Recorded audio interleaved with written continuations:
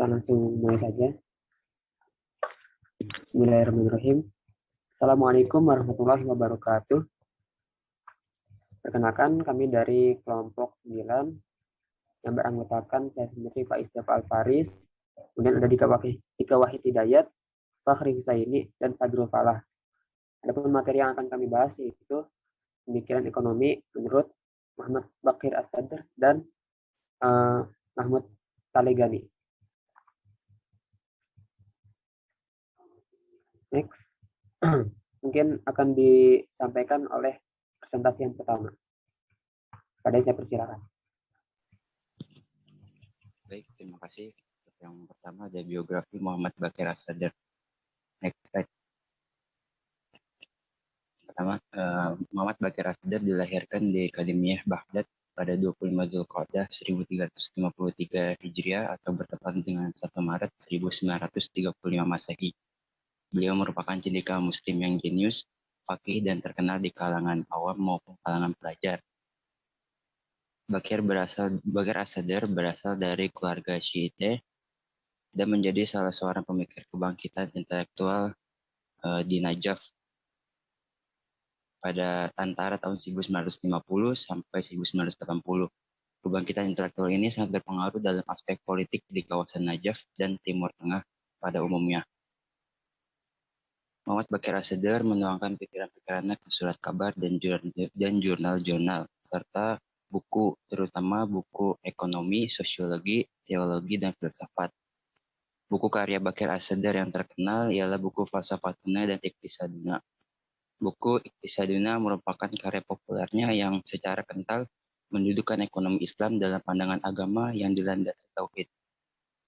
Adapun secara lengkap karya yang dihasilkan oleh Muhammad Bakir As-Sadr dalam bidang ekonomi Islam adalah Iqtisaduna, Al-Bank Al-Ribawi fi Al-Islam, Muqallat Al-Iqtisadiyah, Manabi Al-Qudrah fi Al-Daulat Al-Islam, dan Al-Bank Al-Islamiyah. Pada tahun 1980, terjadi peristiwa pengeksekusian Bakir As-Sadr bersama saudara perempuannya yang bernama Sayyidah binti Al-Huda sekitar tanggal 8 April 1980 yang menjadi titik puncak tantangan terhadap Islam di Irak. Dengan meninggalnya Bakir As-Sadr, Irak kehilangan aktivis Islam yang paling penting. Selanjutnya.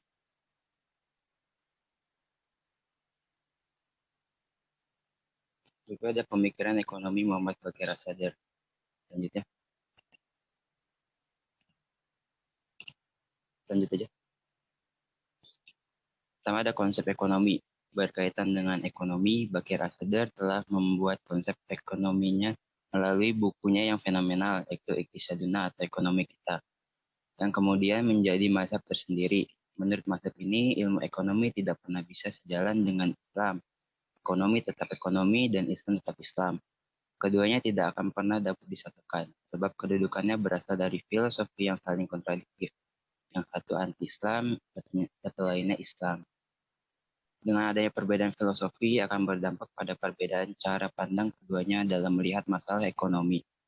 Menurut teori ekonomi, masalah ekonomi muncul karena adanya keinginan manusia yang tidak terbatas dan sumber daya yang tersedia untuk memenuhi keinginan dengan jumlahnya terbatas juga. Mazhab Bakir menolak pernyataan ini sebab Islam tidak mengenal adanya sumber daya yang terbatas. Dalil yang digunakan adalah Quran Surat Al-Qamar ayat 49 yang artinya sesungguhnya telah kami ciptakan segala sesuatu dalam ukuran yang tepat.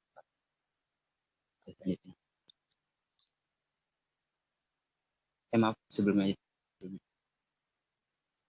Mazhab Bakir berpendapat bahwa masalah ekonomi muncul karena adanya distribusi yang tidak merata dan adil sebagai akibat sistem ekonomi yang membolehkan eksploitasi pihak yang kuat terhadap pihak yang lemah.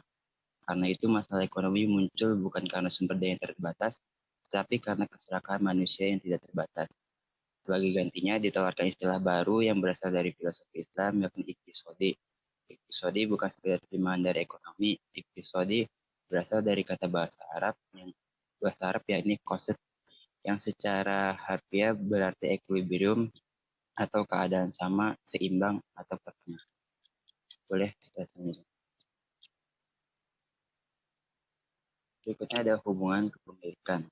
Dalam pandangan Bakir Sadr, ekonomi Islam memiliki konsep kepemilikan yang dikatakan sebagai kepemilikan multijenis. Bentuk kepemilikan tersebut dirumuskan dalam dua kelompok, yakni bentuk kepemilikan swasta atau private dan kepemilikan bersama yang terbagi menjadi dua bentuk kepemilikan, yakni kepemilikan publik dan kepemilikan negara. Untuk kepemilikan swasta, dalam pandangan Bakir Sadr hanya terbatas pada hak memakai dari adanya prioritas untuk menggunakan serta hak untuk melarang orang lain untuk menggunakan sesuatu yang telah menjadi miliknya. Dalam hal ini, Bakir Sadr dan seluruh pemikir ekonomi, baik klasik maupun kontemporer, sepakat bahwa yang dimiliki oleh manusia hanyalah sebatas kepemilikan sementara, sedangkan kepemilikan yang mutlak hanya terdapat pada Allah Subhanahu wa Ta'ala. Berikutnya ada bentuk kepemilikan bersama, dan tadi telah disebutkan dibagi menjadi dua, yaitu kepemilikan publik dan kepemilikan negara. Menurut Bakir Sadr, kepemilikan publik harus digunakan untuk kepentingan seluruh anggota masyarakat. Beberapa sektor kepemilikan publik seperti keberadaan rumah sakit, sekolah, dan infrastruktur jalan. Sedangkan kepemilikan negara dapat digunakan tidak hanya bagi kebaikan semua orang, melainkan juga dapat digunakan untuk suatu bagian tertentu dari masyarakat, jika memang negara menghendaki demikian. Dan selanjutnya, berikutnya ada teori distribusi. Dalam teori distribusi, Muhammad Bakir Sadr membagi distribusi pada dua tahap, yaitu distribusi praproduksi dan distribusi pasca produksi. Dengan kata lain, beliau berpendapat bahwasanya proses distribusi itu mendahului proses produksi. Alasnya, kegiatan produksi tidak akan pernah berlangsung tanpa adanya distribusi sumber-sumber produksi. Karena makna distribusi, menurut beliau tidak terfokus kepada distribusi hasil produksi, akan tetapi mencakup distribusi sumber-sumber produksi juga. Boleh saya lanjut.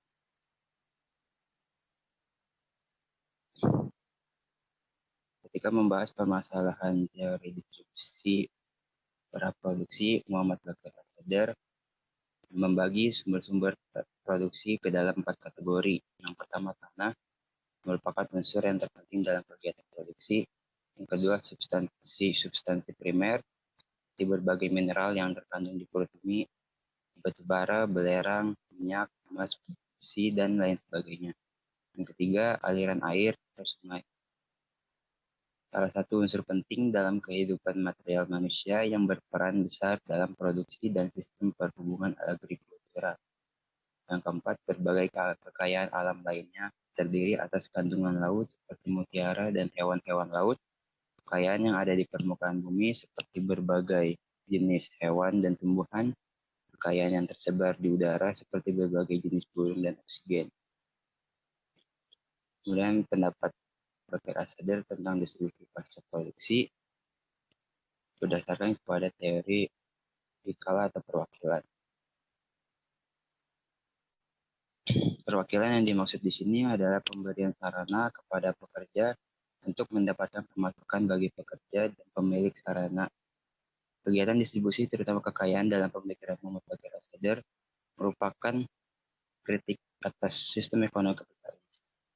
Jika teori distribusi kapitalis berusaha mendapatkan uang atau imbal jasa atas pekerjaan dengan jalan bunga, upah, biaya sewa, dan profit, maka menurut Muhammad Bakir Sadr, Islam mendasarkan seluruh kegiatan untuk mendapatkan keuntungan atau distribusi pasca produksi hanya dilaksanakan dengan cara pemberian sarana atau fasilitas untuk orang yang mengerjakan pekerjaan yang dimaksud.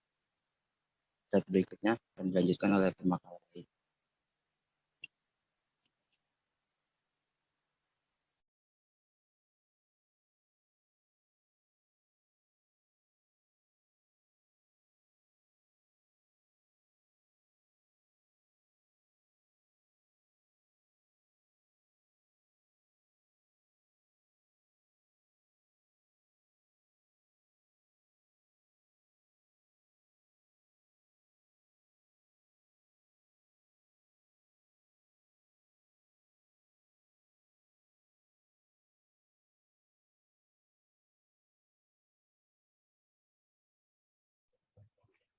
Mohon maaf tadi di silent.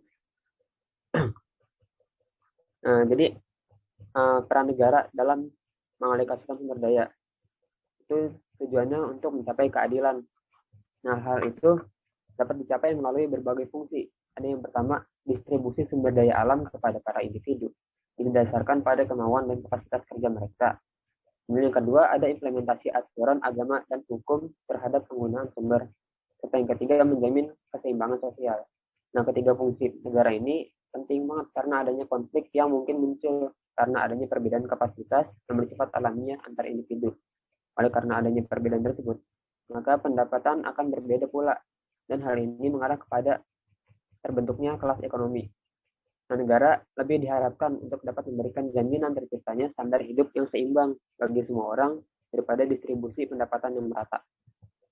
Kepentingan seorang pemimpin negara dalam mengayomi masyarakat diperlukan dalam rangka memelihara stabilitas kepemimpinannya. Dilihat dari segi keutamaannya, hakikat rakyat merupakan unsur utama dalam negara, di mana seorang penguasa berdiri tegak di atasnya. Tidak ada artinya eksistensi seorang penguasa tanpa adanya rakyat. Boleh salin dia berikutnya.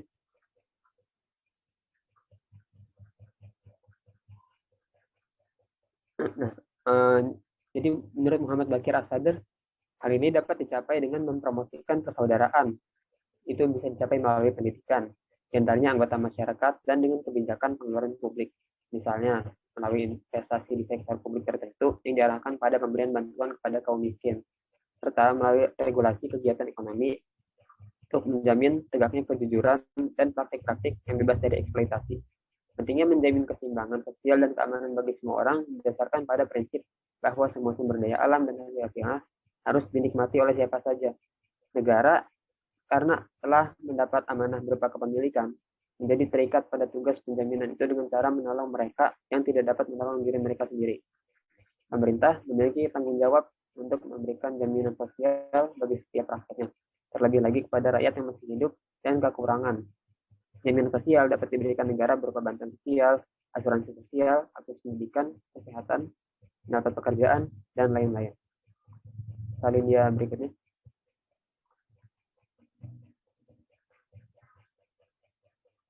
Nah, lalu ada kritik pada ekonomi konvensional. Menurut Bakir As-Sadr menilai bahwa ajaran kapitalisme hanyalah sebagai senjata bagi orang-orang kuat untuk menguasai semua kekayaan di alam ini. Yang menjelaskan, dalam lapangan ekonomi, kebebasan kapitalisme tidak lebih dari senjata bagi orang-orang yang kuat untuk melapangkan jalan bagi mereka untuk menguasai semua kekayaan yang ada di alam. Pernyataan ini didasari oleh sebuah kenyataan bahwa manusia berdasarkan kondisi alamiahnya mempunyai perbedaan-perbedaan dari segi kekuatan fisik, pikiran, dan kemauan. Perbedaan-perbedaan itu tentu saja akan berpengaruh terhadap kesempatan mereka untuk mendapatkan kebebasan dalam bidang ekonomi. Hal itu tentu saja akan membawa kepada perbedaan yang mencolok antara yang lemah dan yang kuat, di mana yang kuat mendapatkan legislasi untuk menguasai segalanya. Pada sisi lain, orang-orang yang lemah tidak mendapatkan jaminan apa-apa untuk mempertahankan keberadaan dan kehormatan mereka sebagai manusia, karena kapitalis tidak menyediakan pembatasan moral dan spiritual bagi kebebasan orang yang kuat, sehingga tidak ada dalam pikiran mereka kecuali kesejahteraan mereka sendiri. Salin dia berikutnya.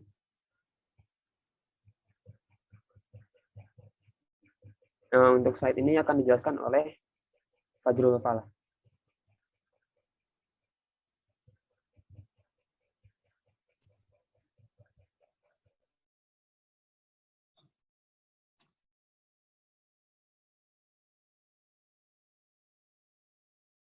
Nah, selanjutnya ada kritik yang disampaikan oleh Muhammad Bakir As-Sadr terhadap sistem sosialisasi ini adalah, yang pertama, adanya prinsip penghapusan kelas dengan alasan bahwa kelas itu menjadi penyebab terjadinya kerusakan dalam masyarakat.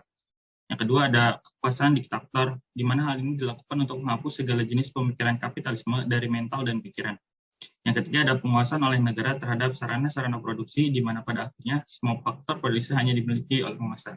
Nah, ketiga unsur ini adalah unsur yang paling besar pengaruhnya dalam sistem sosialis.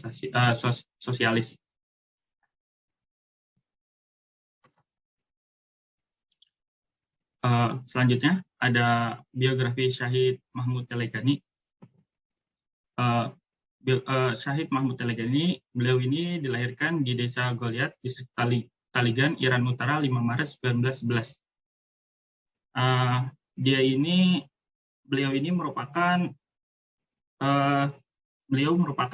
mendapatkan pendidikan formalnya di Madrasah Razawiyah dan Faiziyah yang terkenal, dan memperoleh sertifikasi kompetensi dalam bidang ijtihad dari para gurunya di sana. Dari Qom, ia melanjutkan ke Teheran. Nah, beliau pergi ke Teheran untuk berdakwah dan memberikan pelajaran tentang Islam, dan ditangkap karena melawan rezim Reza Shah. Beliau adalah orang yang berasal dari Iran. Ia merupakan salah satu teolog reformis Muslim dan merupakan salah satu senior Syiah ulama dari Iran. Talegani adalah seorang pemimpin kontemporer dari revolusi Iran dan pemimpin Syiah Iran dalam gerakan perlawanan terhadap pro-Barat. Ia telah digambarkan sebagai salah satu wakil dari kumpulan ulama Syiah yang memadukan antara Syiah dengan Marxis atau sosialis, dengan harapan agar dapat bersaing dengan gerakan-gerakan pendukung kaum muda selama tahun 1960-an sampai tahun 1970-an. Beliau memiliki pengaruh besar di Iran dengan memberikan pengajaran dan penafsiran ayat-ayat Al-Quran, sehingga sebagian besar revolusioner Muslim adalah murid-muridnya. Nah, di tahun 1957, beliau membantu dalam pembentukan The National Resistance Movement atau Gerakan Pemberontakan Nasional bersama dengan Mehdi Bazarga, Yadullah Sahabi, dan Ali Syariati. Di tahun 1964, beliau mendekam di penjara selama lebih 10 tahun karena pergerakan yang dilakukannya di Iran. Dengan dasar yang beliau peroleh dari Masjid Hidayah, ia berupaya memberikan pemahaman yang benar tentang Islam melalui pergerakan penafsiran Al-Quran, sementara pada waktu yang sama ia membicarakan isu-isu sosial, politik, dan ekonomi dari perspektif Islam. Secara umum, tulisan-tulisannya menggambarkan pemikiran Syiah mainstream, tapi berbeda hal pada penerapannya. Dengan mengutip Al-Quran, hadis, ucapan Imam Syiah, dan para mujtahid terkemuka, pemikiran Talegani selalu merefleksikan keinginan dan kepercayaan pada keadilan ekonomi dan kebebasan sosial ekonomi. Nah, di tahun 1979, setelah dia dibebaskan pada 1978, beliau wafat pada September 1979. Ia akan senantiasa dikenal sebagai seorang ahli dan pemimpin yang luar biasa. Banyak terjadi emosi dan konflik sebelum dan setelah pemakamannya, dan banyak terjadi perubahan untuk moderasi pemikiran progresif dalam revolusinya. Nah, selanjutnya ada pemikiran ekonomi Syahid Mahmud Talegani. Pemikiran ekonomi Syahid Mahmud Talegani berpendapat bahwa ekonomi Islam memiliki hukum-hukum tetap yang diambil dari sumber-sumber Islam. Ijtihad atau hasil studi intelektual independen merupakan unsur yang amat penting dalam pemikiran Talegani. Dan ia amat menekankan peranan ulama dan mujtahidun, para ahli ijtihad, dalam menemukan solusi bagi isu-isu kontemporer. Dengan demikian, etika dan pendidikan serta pelatihan etika yang intensif menjadi amat penting agar diwujudkan keseimbangan antara hasrat berkorban dan hawa nafsu, sehingga manusia dapat mencapai perbaikan material maupun spiritual. Dalam kerangka spiritual ini mengenai keberadaan dan tujuan manusia ini, Talegani menekankan pentingnya peranan intelektualitas di semua aspek upaya manusia, termasuk dalam bidang ekonomi. Selanjutnya akan dibahas oleh pemateri selanjutnya. Oke, yang selanjutnya karakteristik ekonomi Islam. Next slide.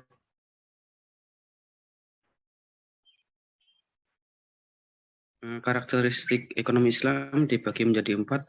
Yang pertama, hak milik harta. Yang kedua, pengambilan keputusan dan alokasi sumber peranan negara. Yang ketiga, pelarangan riba dan implementasi zakat. Yang keempat, distribusi dan produksi. Next slide.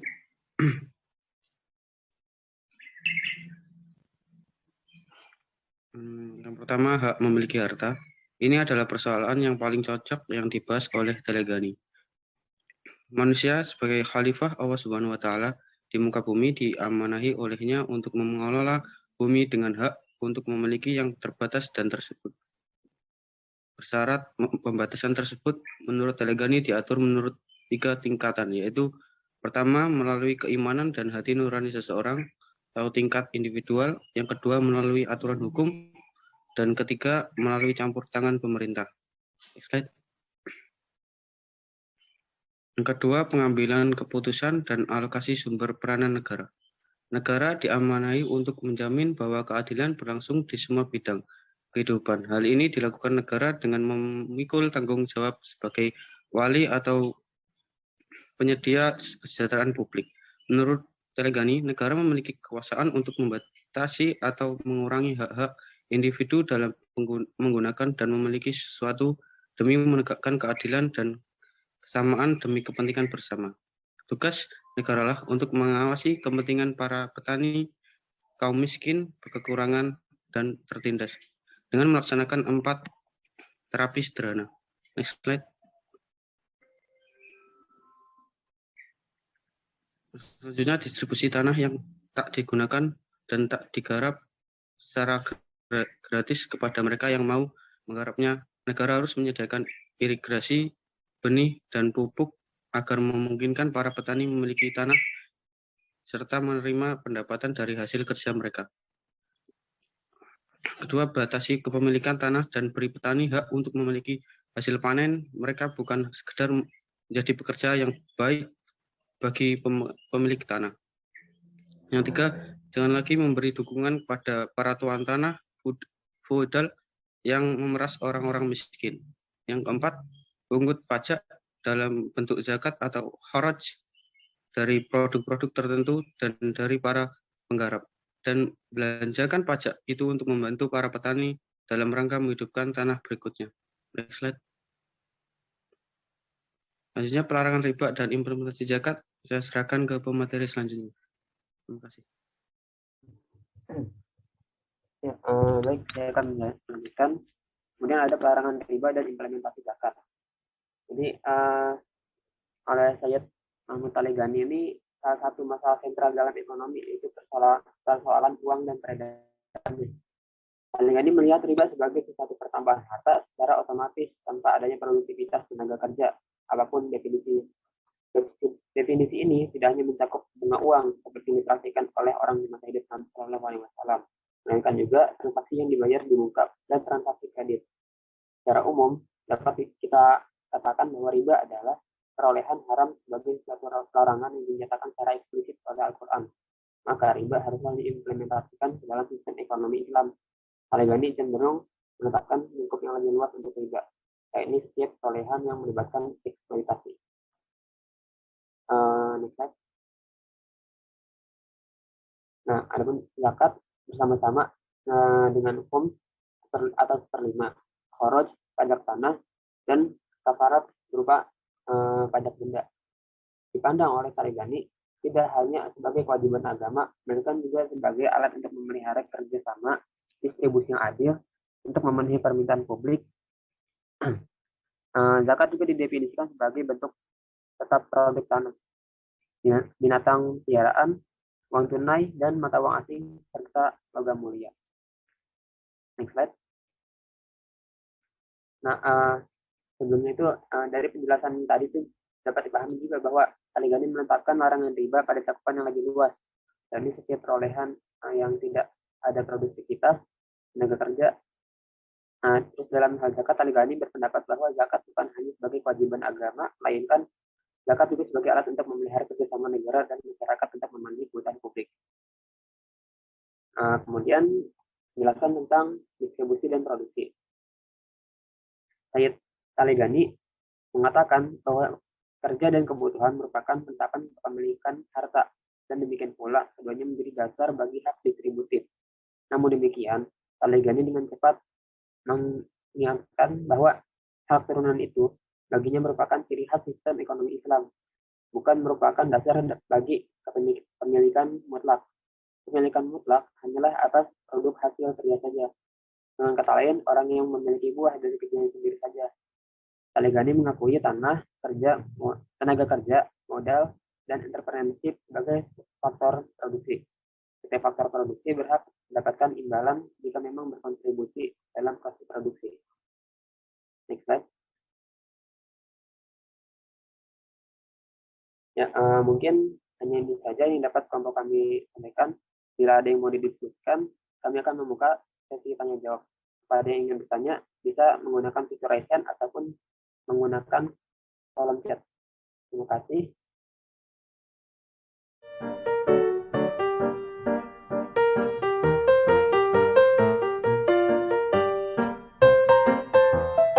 Dari Jihan Maulaya Syarani dari kelompok 10 bertanya, apakah sama pemikiran mengenai riba antara Taligani dengan Al-Ghazali? Terima kasih Jihan. Mungkin untuk pertanyaannya kami tampung dulu ya. Jika ada yang ingin bertanya, dipersilakan. Bagaimana teman-teman? Apakah ada yang ingin didiskusikan?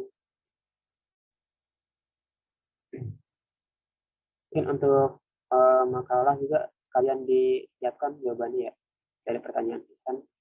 Nah, kemudian ini ada pertanyaan dari Fitri perwakilan kelompok 6.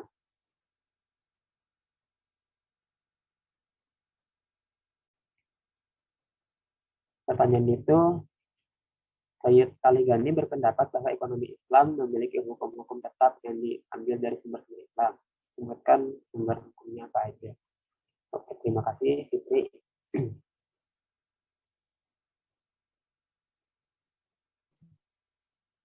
Mungkin karena masih banyak yang belum bertanya dan biar tidak membuang-buang waktu lagi, saya coba menjawab pertanyaan Fitri Wahyu yang perwakilan dari kelompok 6 yang bertanya, Taligani berpendapat bahwa ekonomi Islam memiliki hukum-hukum tetap yang diambil dari sumber-sumber Islam. Coba sebutkan hukum apa saja itu. Nah, seperti yang sudah dijelaskan pada materi sebelumnya, hukum-hukum tetap atau hukum wajib yang harus diikuti dalam ekonomi Islam ini, seperti yang kita tahu, yaitu dari Al-Quran, hadis, dan ijtihad, yang dimana Taligani berpendapat bahwa hal-hal itu sangat penting, karena hukum wajib itu harus diikuti dan tidak boleh keluar darinya. Seperti itu, Fitri. Terima kasih.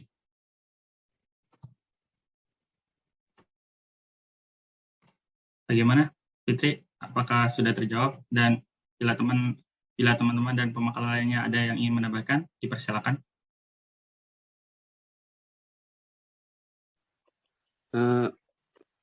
Selanjutnya saya akan menjawab pertanyaan dari Jihan. Bertanya, apakah sama pemikiran mengenai riba antara Taligani dan Al-Ghazali? Dari pendapat atau pemikiran kedua tokoh tersebut, yaitu Taligani dan Al-Ghazali, pendapat dalam pelarangan riba. Karena menurut Taligani, karena sudah ada larangan dari Al-Quran, dan menurut Al-Ghazali juga kurang lebih sama, karena juga itu bertentangan dengan konsep maslahah yang lebih menitik beratkan kepada peminjam. Nah, mungkin itu saja. Gimana sih?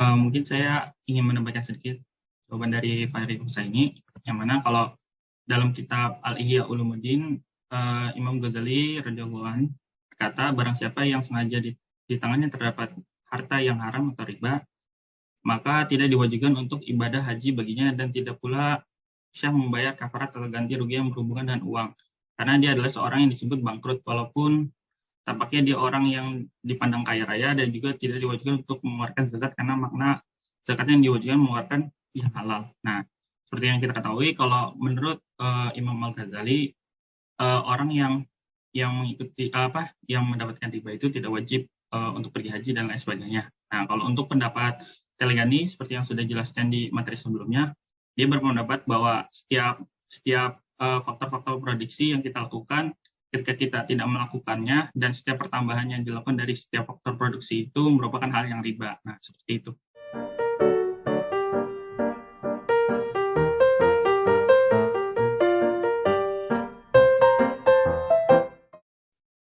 Ya, jadi kalau di dalam ekonomi Islam itu ada 3 mazhab besar ya. Satu adalah mazhab mainstream, di mana mazhab mainstream ini dominannya adalah mereka ekonom, yang mereka itu menjadi konsultan IDB seperti M. Amanan, Umar Capra, Nejatullah Siddiqi, yang nama-namanya kita kenal dan bukunya kita kenal. Karena banyak dikembangkan pemikirannya dan dikirim buku-bukunya ke berbagai negara. Umumnya mereka tidak jauh beda dari konvensional, tetapi mereka memberikan value added pada pemikiran ekonomi Islam. Misalnya soal scarcity atau kelangkaan. Menurut mazhab mainstream, masalah ekonomi memang adalah kelangkaan gitu.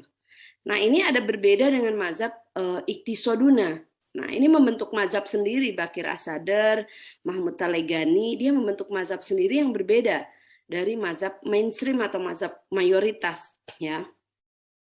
Misalnya, satu dia bilang, ekonomi itu mazhab, bukan ilmu. Kenapa? Karena ekonomi bukan meng-copy paste apa yang datang dari barat, tetapi ekonomi harus dikonstruk betul-betul digali dari ajaran Islam, dari fikih muamalat, membentuk satu sistem keilmuannya sendiri. Bukan ilmu ekonomi dari barat yang diberikan Islam gitu, islamisasi. Dia bukan berpikir islamisasi sains, tapi harus dikonstruk sendiri. Jadi apapun yang datang dari barat menurut Bakir As-Sadr itu tidak baik gitu, karena dia benci sekali dengan barat. Dia menentang kolonialisme yang terjadi di negaranya saat itu, dia di Irak ya, di Baghdad. Nah, menurut dia yang kedua, jadi yang pertama ekonomi Islam bukanlah ilmu menurut dia, tapi ekonomi Islam adalah mazhab. Karena dia berangkat dari doktrin keagamaan, yaitu dari sumber-sumber langsung dari Al-Quran, Sunnah, tadi ijma, qiyas, kemudian di situ ada ijtihad baru. Nah, sementara mainstream mengatakan, ya nggak semua yang ekonomi Islam itu baru dari Islam, tetapi tidak semua dari ekonomi konvensional itu salah. Tetapi yang harus dilakukan adalah memberikan value added dan mereduksi nilai-nilai yang tidak sejalan dengan nilai-nilai Islam seperti riba, gharar, maisir dan seterusnya. Gitu. Yang kedua, pemikiran Bakir As-Sadr adalah soal masalah ekonomi. Kalau mazhab mainstream mengatakan masalah ekonomi itu berangkat dari kelangkaan atau scarcity. Menurut Bakir As-Sadr tidak. Karena kalau dibilang kelangkaan, Allah itu sudah menyediakan segala sesuatu di dunia ini dalam keadaan cukup. Bahkan wa ma min dabatin illa 'alaiha rizquha. Bahkan binatang melata sekalipun diberi rizkinya oleh Allah. Jadi bagaimana mungkin kelangkaan itu terjadi? Itu argumen dia. Dia sama-sama menggunakan ayat Al-Qur'an ya argumennya. Mainstream juga begitu. Kemudian innallaha ala kulli syai'in ala qadrihi, bahwa Allah menciptakan segala sesuatu dalam keadaan cukup, bahkan sangat-sangat melimpah.